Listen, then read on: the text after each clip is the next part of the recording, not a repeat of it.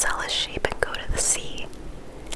By the time he had enough of the sea, he would already have known the other cities, other women, and other chances to be happy.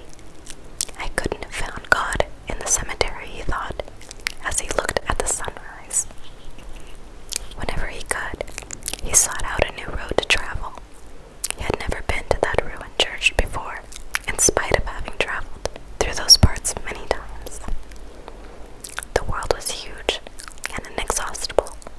He had only to allow his sheep to set the route for a while, and he would discover other interesting things. The problem is that they don't even realize that they're walking a new road every day. They don't see that the fields are new and the seasons change. All they think about is food and water.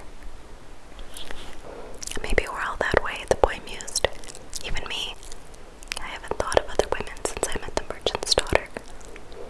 Looking at the sun, he calculated he would reach Tarifa before midday. There, he could exchange his book for a thicker one, fill his wine bottle, shave, and have a haircut. He had to prepare himself for his meeting with the girl, and he didn't want to think about the possibility that some other shepherd with a larger flock of sheep had arrived there before him and asked for her hand. It's the possibility of having a dream come true that makes life interesting, he thought, as he looked again at the position of the sun and hurried his pace.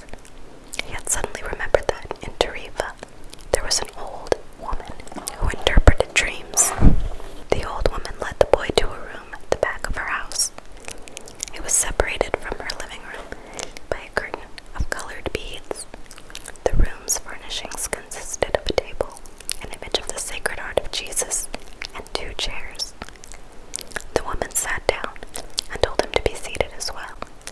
Then she took both of his hands in hers and began quietly to pray. It sounded like a gypsy prayer. The boy had already had experience on the road with gypsies. They also traveled, but they had no flocks of sheep. People said that gypsies spent their lives tricking others. It was also said that they had a pact with the devil, and they had kidnapped children and taking them away to the mysterious camps, made them their slaves. As a child, the boy had always been frightened to death that he would be captured by gypsies, and that his childhood fear returned when the old woman took his hands in hers. But she has the sacred heart of Jesus there, he thought, trying to reassure himself. He didn't want his hand to begin trembling, showing the old woman that he was fearful. He recited an Our Father, silently. Very interesting, said the woman, never taking her eyes from the boy's hands, and then she fell silent. The boy was becoming nervous. His hands began to tremble, and the woman sensed it. He quickly pulled his hands away. I didn't come here to have you read my palm, he said, already regretting having come. He thought for a moment that it would be better to pay her fee and leave without learning a thing, that he was already giving too much importance to his recurrent dream. You came so that you could learn about your dreams, said the old woman, and dreams are the language of God. When he speaks in our language, I can interpret what he has said, but if he speaks in the language of the soul, it is only you who can understand. But whichever it is, I'm going to charge you for the consultation. Another trick, the boy thought, but he decided to take a chance. A shepherd always takes his chances with wolves and with drought, and that's what makes a shepherd's life exciting. I've had the same dream twice, he said. I dreamed that I was in a field with my sheep when a child appeared and began to play with the animals. I don't like people to do that because the sheep are afraid of strangers, but children always seem to be able to play with them without frightening them. I don't know why. I don't know how animals know the age of human beings. Tell me more about your dream, said the woman. I have to get back to my cooking, and since you don't have much money, I can't give you a lot of time. The child went on playing with my sheep for quite a while, continued the boy, a bit upset, and suddenly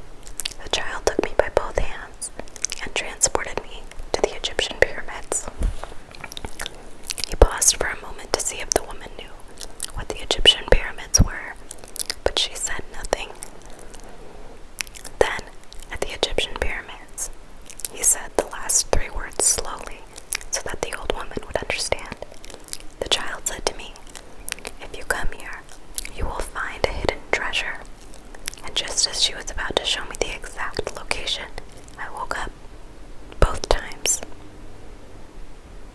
The woman was silent for some time. Then she again took his hands and studied them carefully. "I'm not going to charge you anything now," she said, "but I want 1/10 of the treasure, if you find it." The boy laughed out of happiness. He was going to be able to save the little money he had because of a dream about hidden treasure. "Well, interpret the dream," he said. "First, swear to me. Swear that you will give me 1/10 of your treasure in exchange for what I am going to tell you." The shepherd swore that he would. The old woman asked him to swear again while looking at the image of the Sacred Heart of Jesus. "It's a dream in the language of the world," she said. "I can interpret it, but the interpretation is very difficult. That's why I feel that I deserve a part of what you find. And this is my interpretation. You must go to the pyramids in Egypt. I've never heard of them, but if it was a child who showed them to you, they exist. There you will find a treasure that will make you a rich man." The boy was surprised and then irritated. He didn't need to seek out the old woman for this, but then he remembered that he wasn't going to have to pay anything for you to waste my time just for this. He said, "I told you that your dream was a difficult one. It's the simple things in life that are the most extraordinary. Only wise men are able to understand them. And since I am not wise, I have to learn other arts, such as the reading of palms. Well, how am I going to get to Egypt? I only interpret dreams. I don't know how to turn them into reality. That's why I have to live off of what my daughters provide me with. And what if I never get to Egypt? Then I don't get paid. It wouldn't be the first time." And the woman told the boy to leave, saying she had already wasted too much time on him. So the boy was disappointed. He decided that he would never again believe in dreams. He remembered that he had a number of things he had to take care of. He went to the market for something to eat, did his book for one that was thicker, and he found a bench in the plaza where he could sample the new wine he had bought. The day was hot, and the wine was refreshing. The sheep were at the gates of the city in a stable that belonged to a friend. The boy knew a lot of people in the city. That's what made traveling appeal to him. He always made new friends, and he didn't need to spend all of his time with them. When someone sees the same people every day, and has happened with him at the cemetery, they wind up becoming a part of that person's life. And then they want the person to change. If someone isn't what others want them to be, the others become angry. Everyone seems to have a clear idea of how other people should live their lives, but none about his or own. He decided to wait until the sun had sunk a bit lower in the sky before following his flock back to the fields. 3 days from now, he would be with the merchant's daughter. He started to read the book he had bought. On the very first page, it described a burial ceremony, and the names of the people involved were very difficult to pronounce. If he ever wrote a book, he thought, he wouldn't present one person at a time, so that the reader wouldn't have to worry about memorizing a lot of names. When he was finally able to concentrate on what he was reading, he liked the book better. The burial was on a snowy day, and he welcomed the feeling of being cold. As he read on, an old woman sat down at his side and tried to strike up a conversation. "What are they doing?" the old man asked, pointing at the people in the plaza. "Working," the boy answered dryly, making it look as if he wanted to concentrate on his reading. Actually, he was thinking about shearing his sheep in front of the merchant's daughter, so that she could see that he was someone who was capable of doing difficult things. He had already imagined the scene many times. Every time, the girl became fascinated when he explained that the sheep had to be sheared from back to front. He also tried to remember some good stories to relate as he sheared the sheep. Most of them he had read in books, but he would tell them as if they were from his personal experience. She would never know the difference because she didn't know how to read. Meanwhile, the old man persisted in his attempt to strike up conversation. He said that he was tired and thirsty,